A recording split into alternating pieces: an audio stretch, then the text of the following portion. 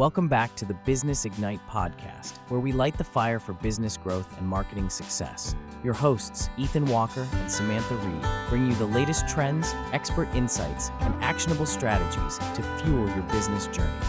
Let's ignite your potential. Okay, so you know how we're all about using our time wisely, right? Yeah. No fluff, just straight to the good stuff. Absolutely. So today we're diving into this idea of investing in your website. Okay. We found this article, it's a few years old now actually, back from 2017, by Joshua Maddox from 95 Visual. Okay. And we were thinking it would be fun to kind of pressure test his advice.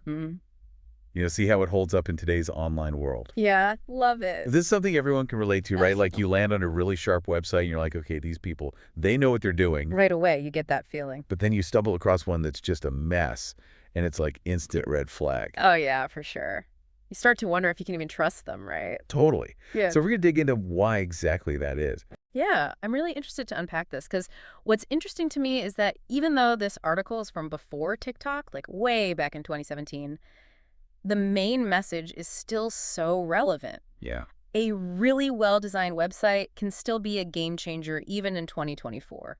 So you're saying first impressions are still everything? Absolutely. Because Maddox, he uses this example of Apple versus Lenovo from back then. And he was saying Apple just oozed sleek and modern. Yeah. But doesn't that feel kind of like surface level now in today's online world? Yeah, it's true. Just trying to be sleek can fall flat. It's more about authenticity now, I think. Okay, so how do you do that? Think of it this way. Your website's design, it's like the cover of a book. Oh. It needs to be eye-catching, of course, Yeah. but it also needs to accurately reflect what's inside. And appeal to the right people. Exactly. So it's don't judge a book by its cover, but also the cover matters. Exactly. You nailed it. A website for, let's say, a handmade furniture business shouldn't look like a website for some cutting-edge tech startup. Right. They're going for totally different vibes. Exactly. It's all about speaking to the right audience and evoking the right feeling. So nailing your brand identity through design is key. 100%. And Maddox takes it even further, though. He actually calls a website an employee, not just an expense. That's a bold statement. Does that analogy still hold up today? It totally does.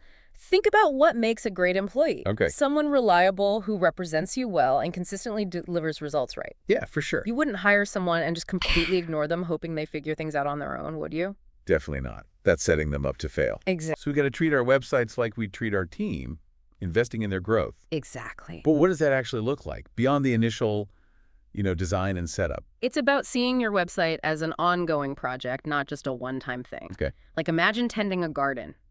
You got to nurture it, prunes it, even adapt to the changing seasons to help it thrive. Okay. I'm liking this gardening metaphor. Huh. What are some of those must-have tools for a thriving website then? All right, so first up, SEO, Look, search engine optimization. here we go. Now, before you tune me out thinking SEO again, I know. It's really not that scary. Think of it this way. Imagine you open a bakery, Okay. the best cupcakes in town, but it's hidden down some random alley, no signs, nothing. Oh, no. Those poor cupcakes. Hang on to No one's ever going to find them. Exactly. That's what it's like without SEO. SEO is like putting up a giant flashing sign that says, best cupcakes this way. It's all about making sure your website pops up when people search for stuff you offer. Okay, that makes more sense. And here's a pro tip. Use long tail keywords. Long tail keywords. Yeah, basically longer, more specific phrases people actually search to really target your niche. So instead of just cupcakes, you'd go for something like vegan, gluten-free cupcakes downtown. Exactly. You got it. Next up, content. Really? Content is king or queen or the whole royal court, really. Regularly posting good quality stuff that's actually relevant, blog posts, videos, even those quick Instagram reels. Right. It not only pulls people in, but it shows you're a real expert in your field. So you're not just trying to sell something. You're actually giving people something valuable. Exactly. Building that trust. I like it. And speaking of building your website, needs regular updates too. Yeah. Just like any well-maintained building. Makes sense. This could be like refreshing the design so it doesn't look ancient. Yeah. Got to stay current. Updating your content with the latest industry happenings, even just making sure none of your links have gone bad. Because outdated info can make your whole site feel kind of shady. Exactly. Trustworthiness gone. Right.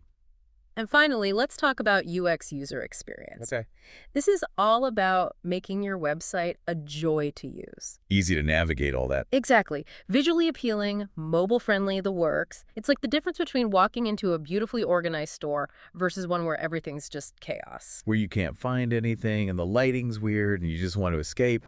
100%. You get that immediate feeling of, I don't want to be here. Okay, so we've got SEO content, regular updates, UX. That's a lot. Mm-hmm. I feel like we could do a whole nother deep dive just on this stuff. Oh, for sure. It's a lot to unpack. It really is. Yeah. But the main takeaway I'm hearing is that this whole investing in your website thing, it's a marathon, not a sprint. Absolutely. It's got to be an ongoing thing. 100%. Right. Now, I know we've been super focused on websites specifically, Right. but what about the bigger picture of someone's online presence in general? It's not just about having a website anymore, is it? We've got social media, professional profiles, all sorts of stuff. Right. Like you were saying, it's not just about a website anymore, is it? It's like this whole online ecosystem for each of us now. Yeah, exactly. And it makes me think maybe Smogduck's article title should have been like, investing in your online presence, not just the website. I think that's spot on because it really isn't about having a website in isolation anymore. It's about crafting this cohesive online experience across the board. Yeah. So that means your website, your social media, your LinkedIn, they all got to work together. Each one's got its own role to play. It's kind of like your website is home base. It's got all the info. But then you've got these outposts, these social media channels drawing people in. I love that analogy. And just like with those outposts, each platform might attract a slightly different crowd, right? Totally. You might share behind-the-scenes stuff on Instagram, thought leadership pieces on LinkedIn, quick tips on TikTok, you know? Right, like different vibes for different spaces. Yeah. But it still all needs to feel connected somehow, right? 100%. Like if your website is super sleek and professional, but then your tweets are a total mess, it's going to throw people off. For sure. Consistency is so key. That's why branding is so important. Right, it's all connected. Which brings up a big question for everyone listening. Where are people even getting their first impression of you online these days? It's a great question. Because it might not even be your website anymore, right? Maybe it's a LinkedIn recommendation you got, or a guest post you did somewhere else online, or even just how you're responding to comments on other people's posts. Yeah. It's that whole thing about your digital footprint now. Every single interaction, every piece of content contributes to how people see you.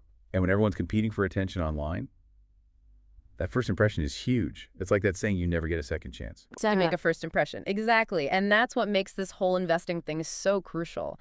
It's not just about looking good online. It's about strategically shaping how people see you. This has been such a thought-provoking deep dive. Yeah. We started with this 2017 article about websites and ended up like completely flipping the script. That's what I love about these conversations. It's not just about taking in information. It's about making those connections, you know, challenging those assumptions and seeing things in a whole new light. Seriously, I couldn't have said it better. So for everyone listening, think about this. Yeah. Where are you making your first impression online? And is it the impression you want to be making? That's the question right there. Such a good point to ponder. As always, thank you so much for lending your expertise to this deep dive. It's been amazing. And to all our listeners out there, don't forget to check out our other deep dives for more insightful conversations on topics that matter. Until next time. Thanks for tuning in to the Business Ignite podcast, where we fuel your business growth and marketing success. If you enjoyed today's episode, be sure to rate and review us. It does help others find the show. Don't forget to follow us on social media at Business Ignite Podcast and share this episode with a friend. Keep the fire burning, and remember, your success is just one strategy away. Until next time, stay ignited.